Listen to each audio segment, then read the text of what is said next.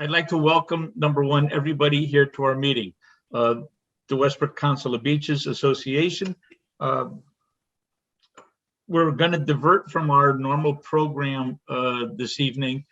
We have a wonderful guest speaker this evening that we felt was very, very important for us to hear from. I had the pleasure of networking and meeting with Jessica. Jessica is the Chief Resilience Officer for the City of St. Augustine, Florida, where I do have a winter residence, summer residence. Nobody wants to be there, right, Jessica? It's pretty hot. Yeah, it's pretty hot. It's hot here. Believe me, we're in the middle of a heat wave up here in Connecticut. But Jessica has been doing some tremendous work. Just a little bit of a feedback. The City of St. Augustine, Florida, though it's a little larger, but not so much in square miles, but in population. They are extremely coincidental. I don't know, for a lack of a better term.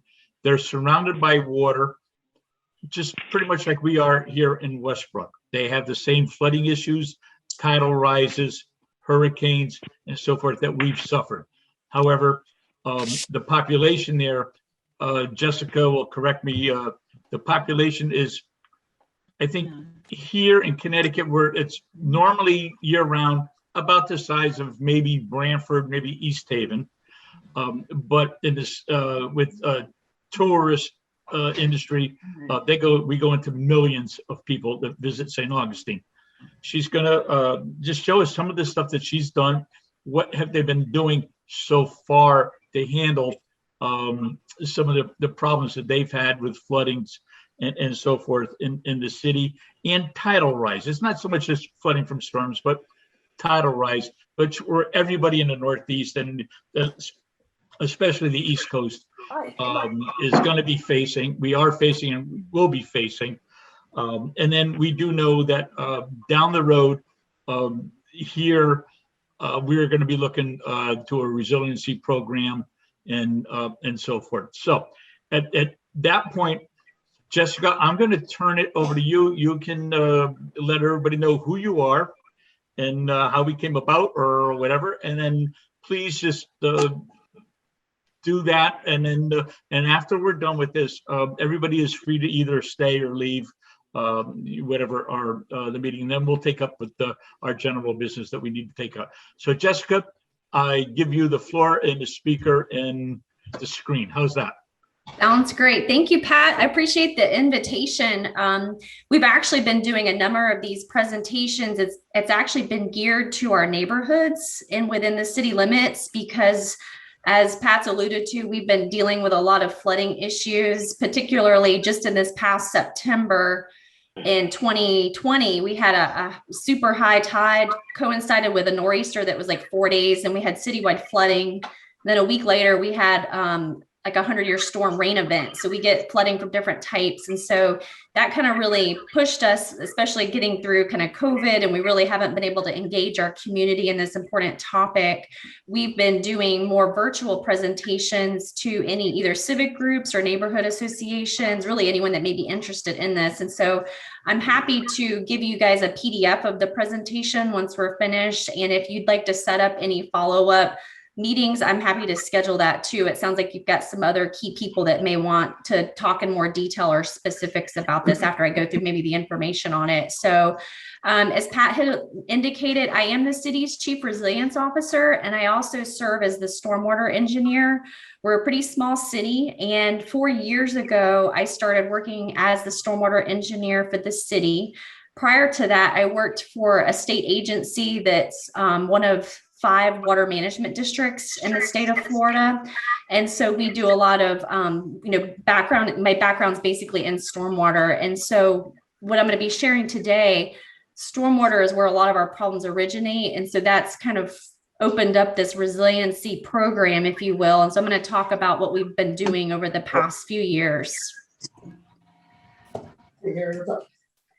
And so just for folks that may not be familiar with the city of St. Augustine, I'll give you just a little bit of background about our city, particularly the flooding challenges that's probably going to resonate with a lot of coastal communities that are older or have undersized storm infrastructure. But we have been fortunate to participate in a number of planning studies, and that's really helped us move forward with implementing projects to try to tackle this issue. And so for any of you that have maybe visited St. Augustine, we are a really popular tourist destination, but we have a small like base population that's also our tax base. And so we just have a little under 15,000 residents. And however, but we're a very busy city as we have millions of visitors each year that come to tour a lot of our historic sites. And it's just it's a very beautiful location being on the coast. And obviously, being a coastal community, flooding is actually not new to our city. The photograph that's on the left, that's actually right next to where we currently are in City Hall. And we have Flagler College in the background. And so we still flood on this street. And so when I saw this photograph, I was like, wow, this looks like Venice. And so I saved the photo because it indicates that we've been dealing with this over the years. But I think what's fair to say is when we're talking about the sea level rise and changing coastal conditions, that nuisance flooding is what's really been something that we've been having to try to tackle.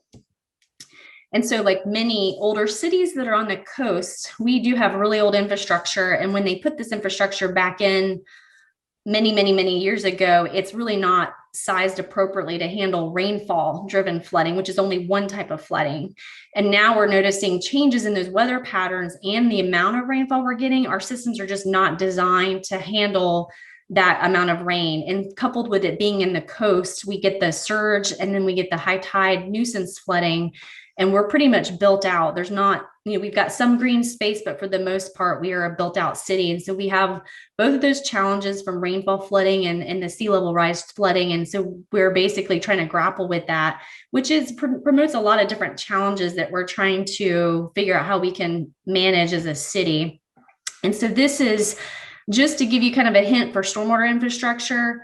All the little purple circles and squares and things, that's either storm inlet pipes or outfalls. And our stormwater outfalls is where all the water drains by gravity. So when it rains, it collects on the roads into the inlets, and then it drains either into the Matanzas River, San Sebastian River. It's somewhere along the coast. And so those are subject to high tides, and it can cause issues when we're talking about road flooding from that nuisance flooding. We did update our stormwater master plan back in 2013. And that was really, we had an older plan in place, but this really kind of took a dive into modeling, giving us an idea of what kind of level of service we can provide when it comes to managing flooding. And for the first time, we really basically put into place a stormwater utility fee. That really only covers our operational costs. It doesn't really cover the cost of these very large and expensive capital projects that I'm going to talk about in a minute, but at least puts a mechanism in place for the city to have these fees go directly to stormwater. And so we went through that process when we updated our master plan and put the utility fee structure in place. And out of that master plan, we also had 3 pilot projects that we had identified. And so we've got one of those completed, and one of those we have in design that I'm going to talk a little bit about for a little bit later in the presentation. But it really kind of gave us a roadmap for our stormwater and kind of how to grapple with it. However, that didn't account for sea level rise. And so since our master plan for stormwater was completed, we have participated in a number of studies that's looking at sea level rise more specific to our area. And probably what's been the most helpful for the city, and I would encourage any type of coastal community, there's gonna be a lot of funding becoming available to do these types of studies. And we were fortunate to do it back in 2016 and 17. It took a couple of years, and it was done in kind of a 2-phased approach where the first step was looking at our vulnerabilities, and it looked at all of our infrastructure, historic buildings, all of the different critical facilities, and it did a vulnerability assessment of that. And then out of that came the strategic adaptation plan on how do you manage these vulnerabilities. And I'm going to talk a little bit more about those 2 pieces on the next couple of slides, and then we'll jump into some projects. But from the vulnerability assessment, it was eye-opening for this city, where it looked at all of our bridges, our buildings. We have a lot of historic and archaeological resources within our city. We also looked at our water supply, our wastewater treatment plant. And out of all of those critical infrastructure, it identified out of 3 different types of flooding scenarios where we're going to be most vulnerable. And it kind of gave a general planning horizon. And so for the city, basically our nuisance flooding, which is that middle bullet there, is really where we're already experiencing it. And so in the next short term, we're going to be, that's going to get worse as we continue through with the different changes in our coastal conditions. But it did look at both high tides and then also the 100-year storm, which is also the 1% annual flood event chance. So we looked at those 3 scenarios. The nuisance flooding was really what was flagged in the report, saying you need to think about things to do to help manage that, because it's going to get worse in the future if we did nothing. And so again, some strategies that came out of this, and these are pretty common if you look at other vulnerability assessments that are done. There are a lot of tools in the toolbox to help communities determine how we can better manage the changes that are going to be coming. It's not happening tomorrow. We do have time to plan.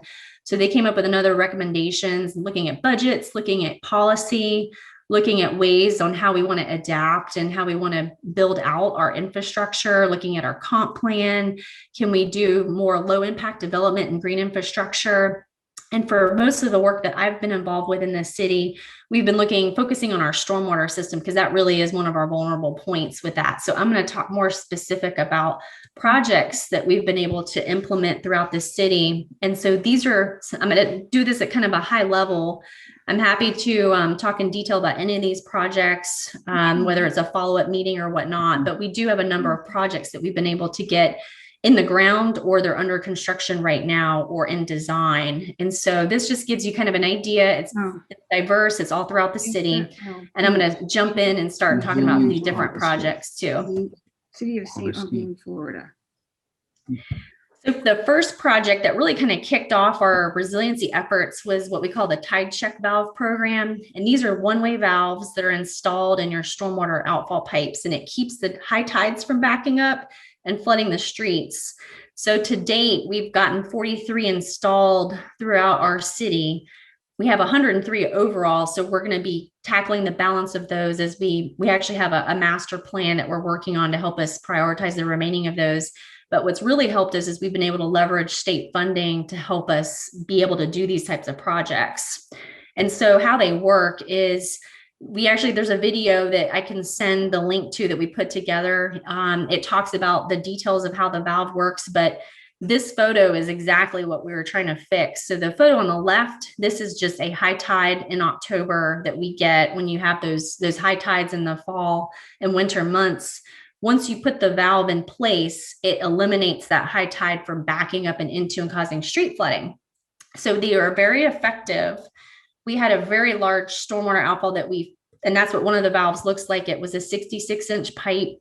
We had to have a contractor help us with that, but we were able to put this in place, and it has a tremendous impact when we're talking about flooding in this particular neighborhood, which is in one of the neighborhoods that's within the city. And so this is the after photo after we installed 2 different valves, but they have basically eliminated that nuisance flooding. So these are before and after photos of streets that are in that neighborhood where we were getting the high tide flooding. But once we put the valves in place, it was able to eliminate that. So this is some really low hanging fruit that buys a community time to be able to address that nuisance flooding. It's not a perfect system, but it does help get that salt water off the road, which can corrode vehicles. It eats away at the asphalt. And so then there's a lot of other implications with it. Now, one of our more famous projects, if you will, is our seawall. This was actually completed back in 2013. This was really one of our first resiliency projects that we did as a city. And this original seawall was constructed in the 1800s by West Point Military Academy. And it traverses the bayfront of the city from our fort all the way down to our National Guard headquarters. And so over time, that wall had suffered a lot of damages. And so they knew they had to replace it, but they wanted to raise it as well. And it was environmentally sensitive because we had the historic seawall that we ended up encapsulating and protecting. So we actually went into the water about 12 feet and built like a new seawall and promenade, but it makes a really nice mobility connection. We get a lot of foot traffic, bicycles, people jogging, things like that. It's right along the bayfront. But one of the challenges when you're a coastal community is building that community consensus because you're talking about view shed impacts. And so you can kind of see from the photographs, there's a lot of homes and businesses that affront the water, and trying to balance the height of the wall with the flood protection that we needed. So it took years to actually get to the point where we could design and build this project, and it was federally funded, which made it possible. Now, one of the projects that we have in design right now, it's actually the little green piece that's on that middle photograph slide. We're connecting the gap. There's an elevation gap between the north and south ends of our seawall.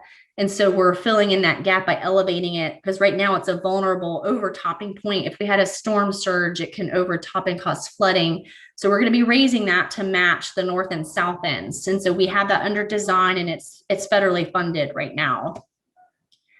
On the north piece of this is our Bayfront Park, and this is right at the Municipal Marina, just south of the Bridge of Lions. And we recently completed this project in 2018, and it was another elevation project. And we also added in some drainage improvements to it. And it was able to complete that pedestrian connection to kind of the fort side to the south side. But this was funded through the state. And I was going to point out the photos there really shows those high water marks. That was from Hurricanes Matthew and Irma. And the before and after kind of shows how much we raised. It was almost 2 feet that we raised the property. And that kind of bought us 2 more feet of flood protection. So in our vulnerability assessment, one of the critical infrastructure pieces that we needed to look at was our wastewater treatment plant. And that's not always something that you think about, because it's when you're flushing toilets, you need pump stations to move that water and get it to your wastewater treatment plant. Well, our treatment plant is right on a peninsula, so it's surrounded by water. And the vulnerability assessment flagged it, saying, if we got hit with a hurricane today, we're at risk. And so we drilled in and did a separate evaluation of the facility, and we looked at different options on what we had to better protect it. And what we first looked at was doing like a perimeter wall type system, essentially. But and the summary down there kind of gives you a cost. We're probably looking at $4 to $5 million to build a wall around our wastewater treatment plant. It had a high benefit to cost ratio because it was protecting a lot of our infrastructure, but that was a lot of money for the city. And so we actually looked at an alternative cost-effective solution. It doesn't get us as high flood protection, but it does buy us time. So for about less than $150,000, we were able to partner with Flood Risk America, and they have these Kevlar panels that they come and they can custom fit, and they come in and they install them. And these are very lightweight, like one person could hold one of these panels. And there's like these little compression dials that you twist down, and then you can secure like your building, whether it's your electrical control panel, windows, doors, any type of opening where water could come in. So we were able to do this for very, relatively speaking, cost effective. And we were able to get up to a Category 2 hurricane, because really when we thought about it, if we got hit with a Category 3 or higher, it's going to wipe out our entire city. And so there's to try to protect the wastewater treatment plant versus the entire city. We wanted to leverage those dollars for other projects. And so we went with this kind of a mid-step solution to try to put in some flood protection while we look at other projects and other opportunities. And so we did just as a neighborhood drainage improvement project, and we upgraded our utilities. So 2 streets had no storm drainage whatsoever. So we were able to, and it had flooding. So we were able to add in curb inlets and pipes and be able to improve that drainage. And this was recently completed in our Lincolnville neighborhood, which is not far from our downtown area, kind of city hall. And it's one of our historic neighborhoods. We were able to leverage state funding to help us build and complete the project. And then something that's related to our wastewater treatment plant, I had mentioned, flushing toilets. We have to, because we're so flat and low, we have to have pumps that move that water throughout the city to get to our wastewater treatment plant so it can be treated. So this is looking at rehabilitating 13 of what we call lift stations. And these 13 were flooded in both Hurricanes Matthew and Irma. And that is not good during a storm when your lift stations go down, because electrical power goes out, it can't pump. So now you have raw sewage stuck in pipes that has nowhere to go. So it can either back up into homes, or it can overflow into streets, and that becomes a whole nother set of issues. And so this is a major, major project that we have under construction right now. It is federally funded, and we're going to be elevating and getting these lift stations out of the flood zone, doing watertight hatching, like flood proofing, and also kind of wet proofing our electrical control panels. And so this is not a project you typically think of, but it's very important to protect critical infrastructure for the city. And so this is going to be the last project that I'm going to talk a little bit more detail about, because this is our largest flood mitigation and drainage improvement project that we have. And it's really, this is going to be the model kind of moving forward. It's new for our area. We are currently just have gravity fed type stormwater systems.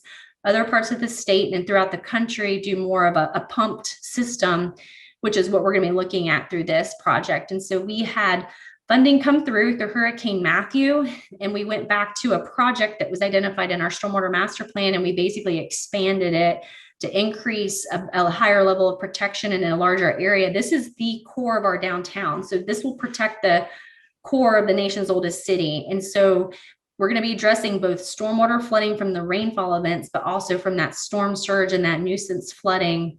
And so we've started the design on this project. The photo on the left is just a high tide with a nor'easter. It floods one of our major streets. And this is what we're going to be trying to protect. And so the map on the right kind of shows the project limits. It's the yellow boundary.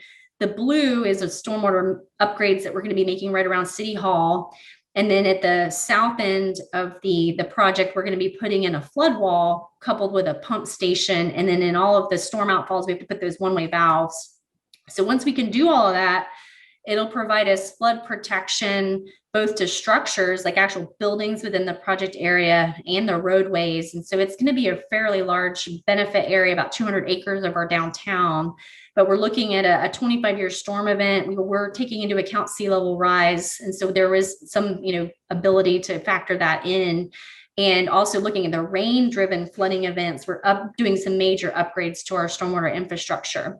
And so when you put all that into place, it'll reduce both the depth and duration of those flood events. And these are some mapping that we did. This is part of the modeling with the stormwater. If we do nothing, which is kind of where we're at today, that's the map on the left. We get hit with a Hurricane Irma. This is just a little bit less than a Hurricane Irma storm surge. We have all the blue is flooding where we flooded within the city limits. Once we put all the pieces in place of the project, we'll be able to provide a higher level of protection against like a Hurricane Irma. So that's the photograph on the right. So those are kind of a with and without the project, looking at storm surge. When we look at rainfall driven flooding, the benefits are not as dramatic, but it's still a huge improvement, because right now when it rains, the roads are fully underwater. You need rain boots to get to your vehicle. You're looking at like at least a foot of water on the roads, and that really, you can't really pass that with a vehicle. So from emergency access and things like that, we're looking at doing some major upgrades so we could get emergency vehicle access and things like that through the streets if we have a lot of rainfall flooding. I had mentioned a seawall. This is going to have to be built on the south end of the project to keep the storm surge and the nuisance tides from overtopping the road. And so this is a view, if you were a bird's eye view of the rendering, looking at the south end of the project. And this is the pump station. But keep in mind, this is in a residential area. So we had to think about aesthetics. We had to think of the view shed. And this is large infrastructure. So we're trying to balance that. And we went through a lot of different design iterations on the pump station. This really seemed to be the less obtrusive for our residents. And it would still, it was still aesthetically pleasing. We can kind of hide it with some landscaping and fencing. And then if you're standing on the street, this is the same street that was just a few slides back in that photo where it was all underwater. So we build the wall and then we put in the pump station, and we'll be able to provide that level of protection for the neighborhood. And this gives residents kind of an idea of how big that wall is. We say it's 7 feet, but it's not 7 feet exposed. It's really only like a 3-foot high wall that you would see, but it provides that level of protection. And so for that particular project, we are in the middle of design. We hope to wrap that up this year. It is FEMA funded. So it has to go back to FEMA in the state. Once we finish design, they have to approve it for construction. And that process can take at least a year just for FEMA to review it. And it has to go through the environmental review and things like that. But if we get the green light for construction, we're anticipating a couple of years to get the project built. And we do have more project information available at our website. Or if if you have questions, you can always, this all goes to me. You're more than welcome to reach out to me with questions. And so this is really my last slide to kind of summarize from a project implementation standpoint. The city's made a huge investment for flood mitigation. We've got over $36 million invested in a number of large capital projects, and over 75% of that has been grant funded, which has been huge for a small city like ours and small tax base. And so we have a lot more planned. And I just wanted to kind of summarize that with that. And I think I have like a reference slide, and I'm happy to answer many questions that you guys may have.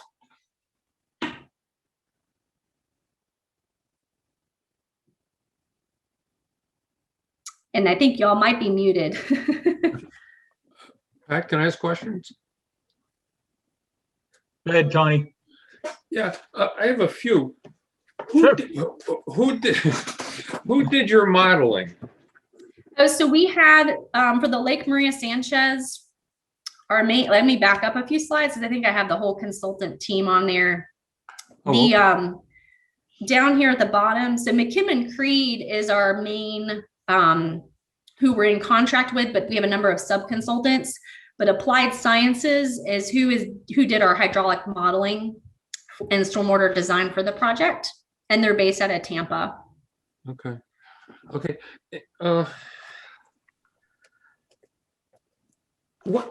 You talked about a design. One of the things you designed for was sea level rise. Mm-hmm. What were the projections you got for sea level rise over the next bunch of years?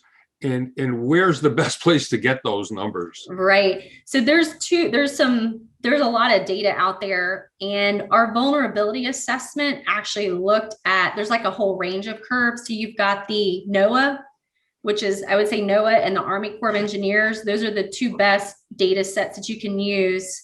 And they have high, medium, and low ranges or acceleration rates, if you will. And so it depends on what you're trying to protect. And so, for example, critical infrastructure, they're going to take a very high aggressive rate of sea level rise because you want to protect that infrastructure. And you're kind of doing like a worst case scenario, if you will, with that.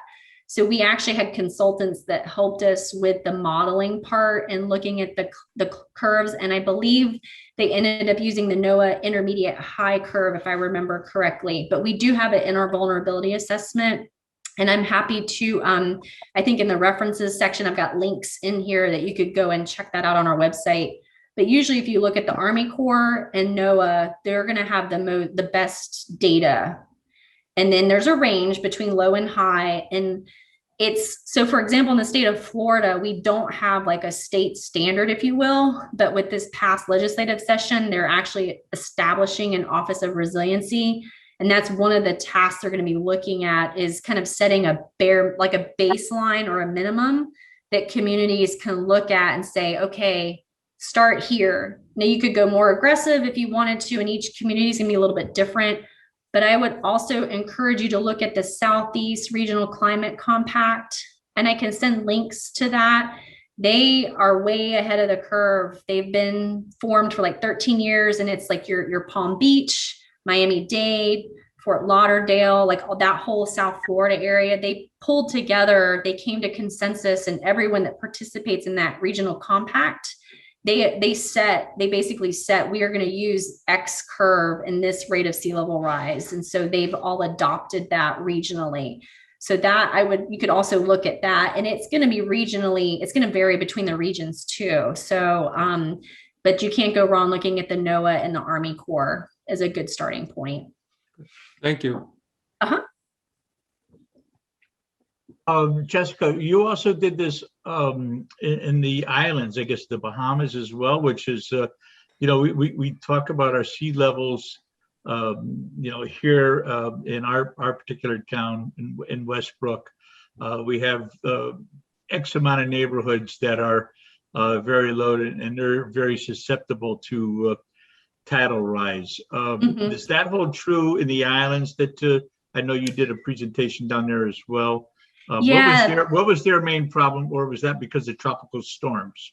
I think it's similar. And so they had reached out to me to talk about the tide check valves because we had installed quite a few, and they do have similar challenges where it's, we're at the coast.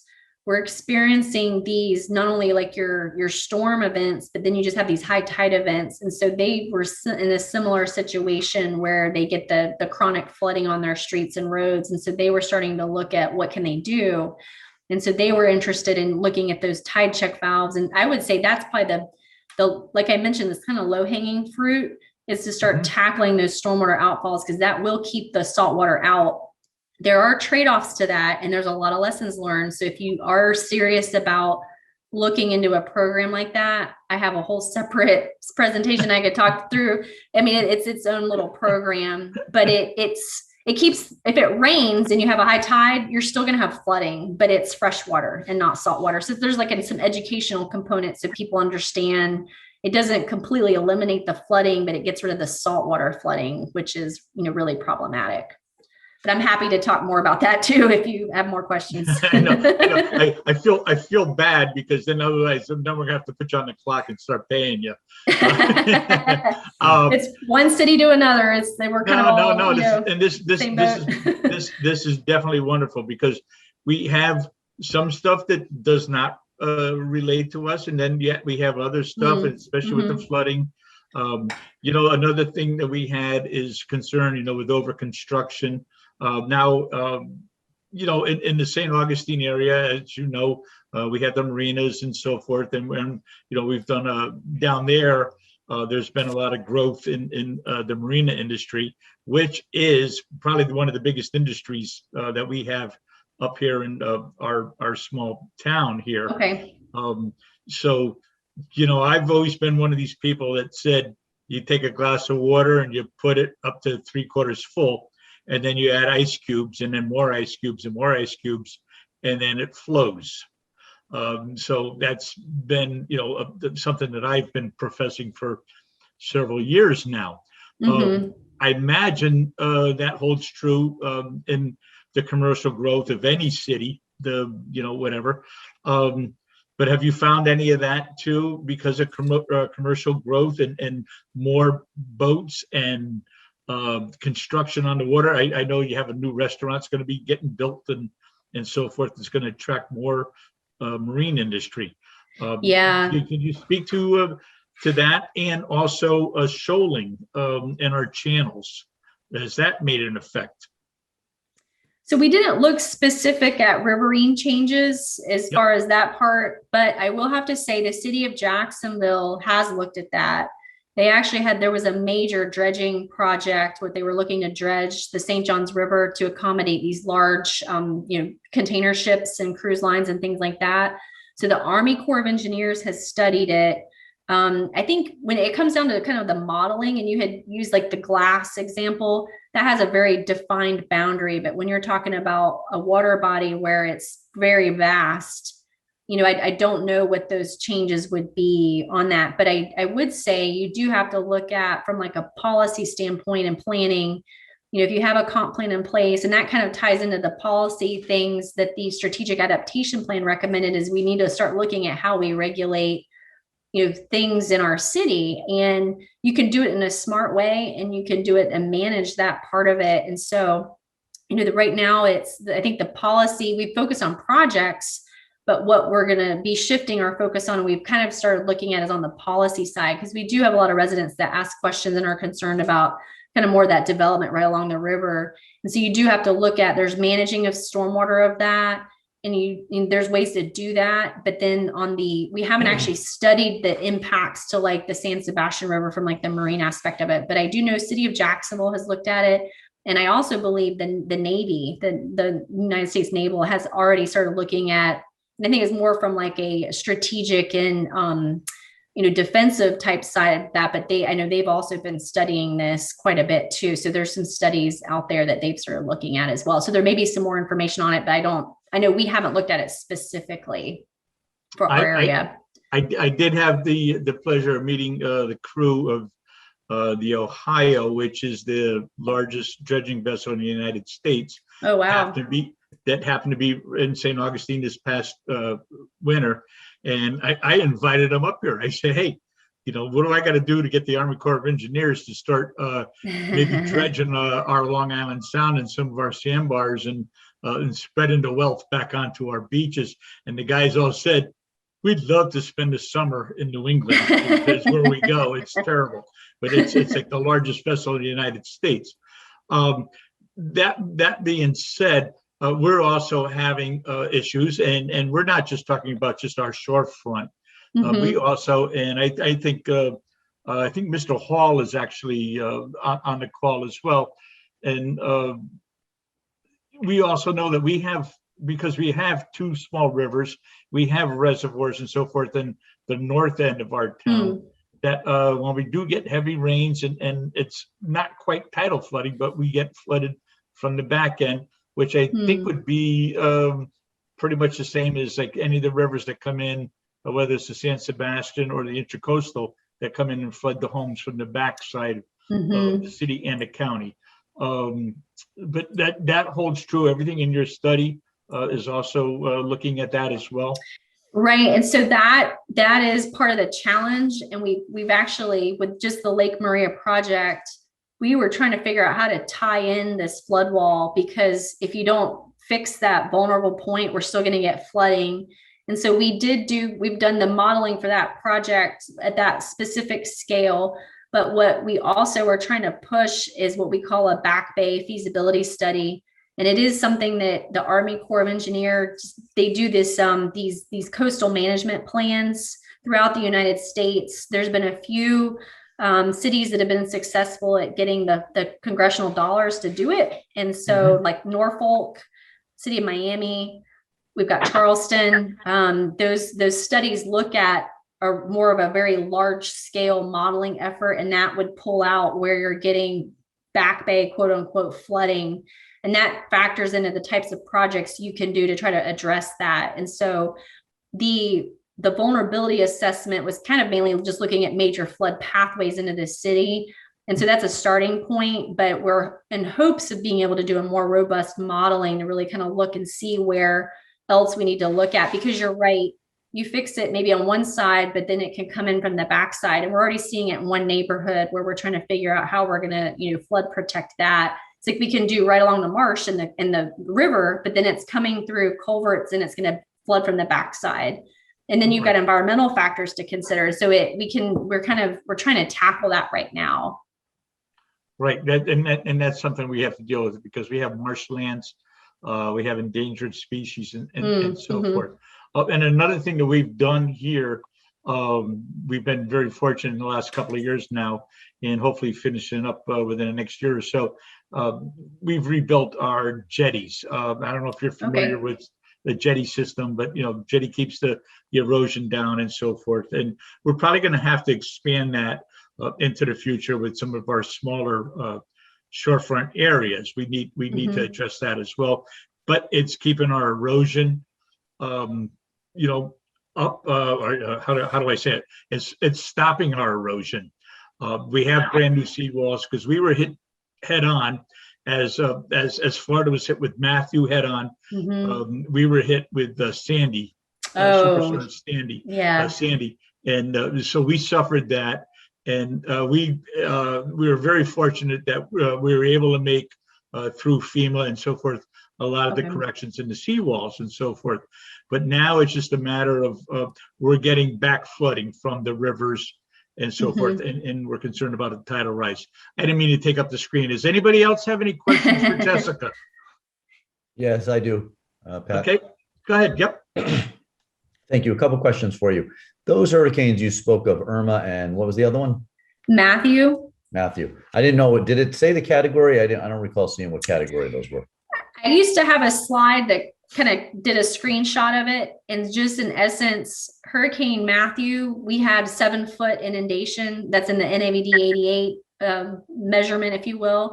And it's quote unquote, like basically like a category 1 storm surge. And then Irma was just a little bit less than that. Okay. So that's essentially what it was. Yeah. So those were that in between a tropical storm and a hurricane. Correct. Okay. Yeah. So, and those do damage as it is. So where I am in Westbrook, I don't know if Pat ever showed you on a map, but we are on a peninsula essentially. Mm-hmm. Can people mute their phones, please, or whatever they happen to be on?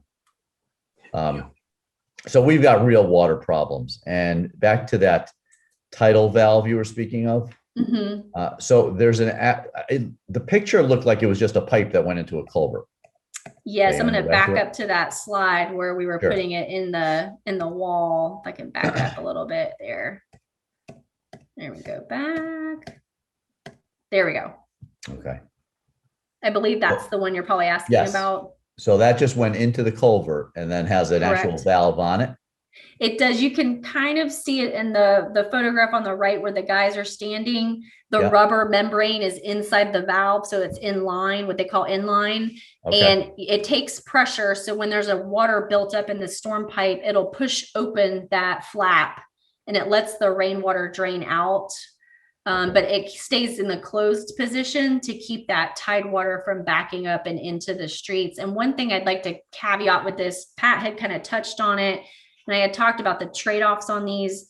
It is an easy thing to target because you can see immediate results getting that salt water from keeping it off the roads.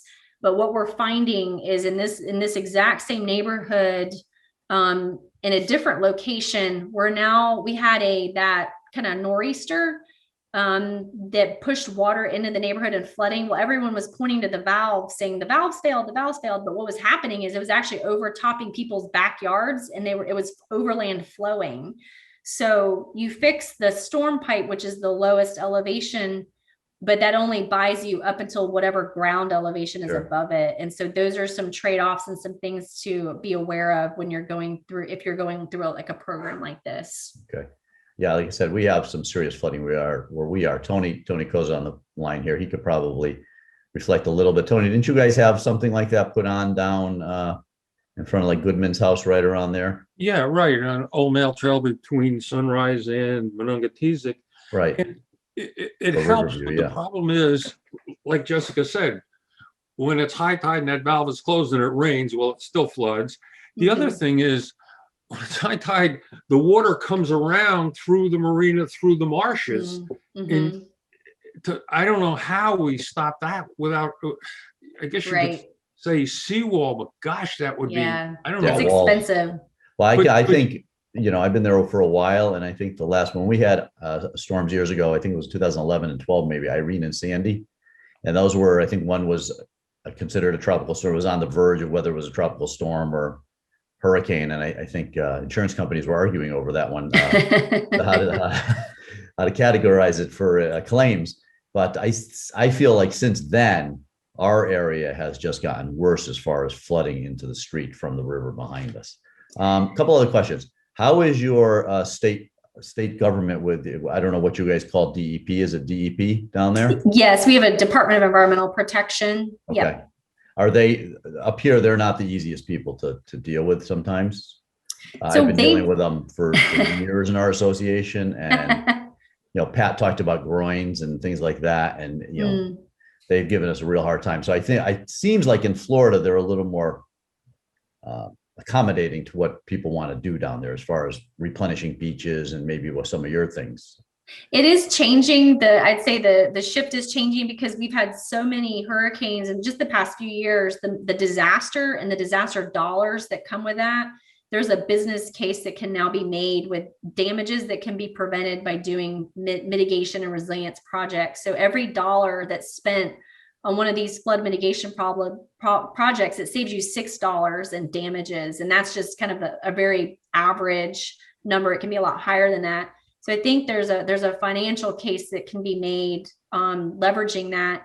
And the state has recently been built, the resiliency thing's really taken flight, if you will, where the state's now putting in the pieces in place to help us. Right now, it's just been kind of on the backs of the cities and counties to do those, but now we're getting that state momentum. And so there's definitely been a shift in that. And they just passed a resiliency bill in the state of Florida, and we're looking at $1 billion to be allocated for a resiliency program funding projects and studies, setting those baselines, the question about what data do we use, they're going to start setting that for the state as kind of like a standard, design standard, if you will. And so it's changed a lot. I used to work at the Water Management District, which is kind of like a sister agency to the Department of Environmental Protection. And it changes with time. And as you deal with the, realities of what we're looking at from like a coastal challenges, it takes time, but the policy is starting to catch up with that. And so it's, but it can be tough. We're typically, you mentioned wetlands and marshes, where we're getting the flooding, that is a sensitive area. And so they're pushing for more nature-based solutions. And some of those can work, but it's going to be site specific, and it's going to depend on, the level of protection. So a big push right now is living shorelines, which we would love to do more of, but that doesn't get us the elevation protection that we need. But we can couple it with maybe like a seawall coupled with a living shoreline. So there's ways you can kind of integrate these different types of mitigation projects and measures. Yeah, and then they're receptive to that in Connecticut, but not so much some other things. One final question. I noticed, I think you had spent $34 million in control. And out of that, I think approximately 27 million was funded through grants or what have you. Yes, I'm gonna pull that slide back up. Can you just give me an idea of where most of that money came from? Yes, so I went through it kind of quickly, but if you kind of look close at the slide, I starred the federally funded projects. Those have primarily been funded through FEMA, their hazard mitigation grant program. We have one public assistance grant through FEMA, but we also got HUD dollars for the Lincolnville Drainage Improvement Project. And the other kind of the smaller scale projects, if you will, particularly with the tide check valves, we were able to leverage our state dollars. And so there are cost share programs available at the state level through both DEP and the water management districts. And so we've been able to get the state grants to help us cover the costs on that. So it's been a combination of federal and state. Thank you. I have nothing further. Oh, one last thing. I like your last name. Me too.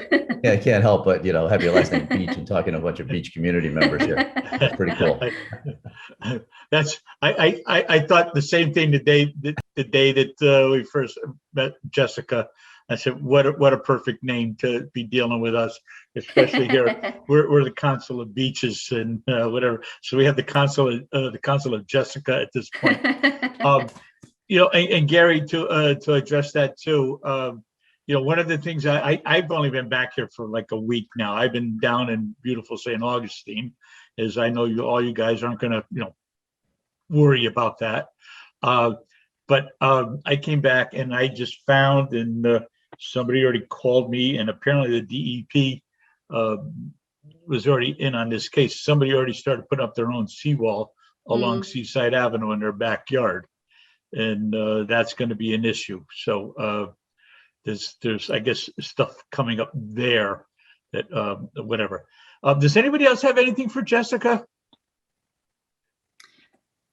I was going to mention, Pat, since we've talked about a lot of seawalls, one of the challenges that we're working with right now we have a flood study that's just wrapping up in one of our more vulnerable neighborhoods in Davis Shores. And there's portions of it have existing seawalls, but we're essentially looking to have to continue that and probably rehabilitate the old wall, but we're dealing with private lots. And so the city of Fort Lauderdale has actually passed, and it may be at the county level, it might be Broward County level, where they pass a seawall ordinance. And so we're kind of looking at that to see if it's something that may be leveraged here, but those are tricky with the seawall, and you're dealing with private property and you've got the state regulations and things like that, but they are vulnerable points where water can come in. So I thought I'd mention that is a challenge. No, that's good. And I'm not familiar with the situation here. It was just brought to my attention, and it may be perfectly fine. It may not be fine. What people are doing on their properties and stuff. But no, this is stuff we have to do. We've been in the just beginning stages of this, and I see Tony has his hand up too to ask a question. And so Tony, go ahead. Yeah, we have, a huge percentage of our coast areas, there are houses Hmm. And I was just wondering, like you were talking about the last one, well, we're talking about where they're building a seawall. Did you have to make any zoning changes Hmm. in your zoning regulations? So the Lake Maria project where we're proposing to build a seawall, and we have our current ordinances deal with the what we call the conservation element. And so we are going to have to navigate through that. And it's not prohibitive, but we do have to make sure we meet that requirement. And I think a lot of it has to do with looking at the impacts and mitigating it. So we're gonna have to do that anyways as part of our state and federal permitting. And so by doing so, that should also meet our local regulations on it. But we are working with private property owners. We have to get easements to be able to put this flood wall in. And so that does take time. And so there's, they're complicated. Thank you. Uh-huh. And Tony, actually, the neighborhood that Jessica was talking about, I did actually drive you through that when you made your quick visit down to St. Augustine this year. I did drive you through that neighborhood. So anyway, if nobody has anything else for Jessica, Jessica, we so appreciate your expertise and presenting everything you did. There's so much I know that we can relate to. This is not going to be the last time you hear from me or any of us here, unfortunately for you. No, that's great. But we have a lot of questions. We have a lot of guests on board for the meeting this evening. And this is going to be a hot topic for us in our town this coming year. We have the elections coming up and so forth, and new budgets. And this is the stuff that we need to address. Yeah. And we at the council take this very serious. And I just thought I wanted to, as your last screen says, we want to move forward with this. So I so appreciate it.